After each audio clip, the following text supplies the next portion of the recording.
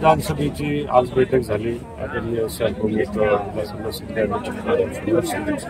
थोडं नेतृत्वाखाली आज सर्व पदाधिकाऱ्यांची बैठक झाली आणि एकमुखाने सांगितलं की हा मतदारसंघ पश्चिम मतदारसंघ महाविकास आघाडीचा माध्यमातून शिवसेनेला सुटावा आणि उमेदवार म्हणून उमेदवार व्हावा अशा प्रकारचं या ठिकाणी ठराव करण्यात आला आणि त्यास मान्यता दिली. यासोबत इतर कुठल्या मतदारसंघांबाबत काही घोषणा झाली आहे? नाही, घोषणा मध्य आणि पश्चिम मध्ये मध्यमधनं वसंत लढतील आणि पश्चिम मधनं सुधाकरकडून नावावरती सर्व पदाधिकारी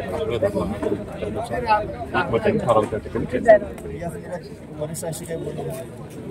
वरिष्ठांनी यापूर्वीच गो वेळ दिलेला आहे.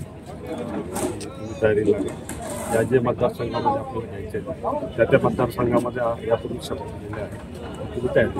पण महानगर प्रमुखांनी सांगितलं मीच डिक्लेअर केले वरिष्ठांच्या आदेशाप्रमाणे आम्ही कामाला लागलो. निर्णय करा भाऊ बैठकीमध्ये हेच ठराव झालेले आहे की आतापर्यंतच झालेल्या चुका आणि आतापर्यंतच या मतदारसंघामधील नागरिकांचं शिवसेनेवर असलेलं प्रेम आणि मग आमदार का होत नाही तर त्याचा सगळं आम्ही गेल्या मागील 8 दिवसामध्ये त्याच्यावरती सगळा अभ्यास केला.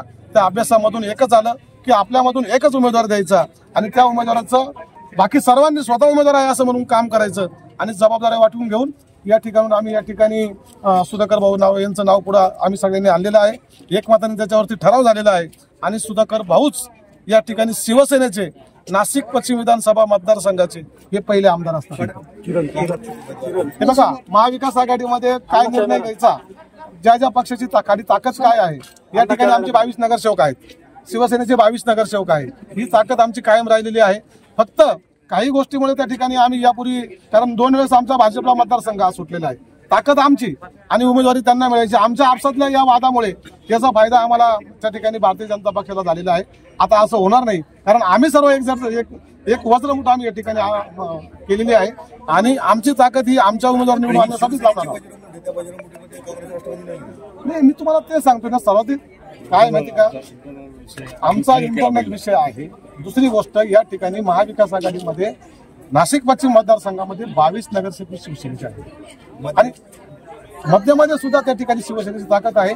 मागच्या लोकसभेच्या निवडणुकीमध्ये त्या ठिकाणी आपल्याला लीड त्या ठिकाणी मध्यमध्ये या ठिकाणी मिळालेला आहे आणि येणाऱ्या काळामध्ये या ठिकाणी या जागांवरती आम्ही आग्रह आहोत. या जागेवरती आमचे आमदार म्हणून निवडू.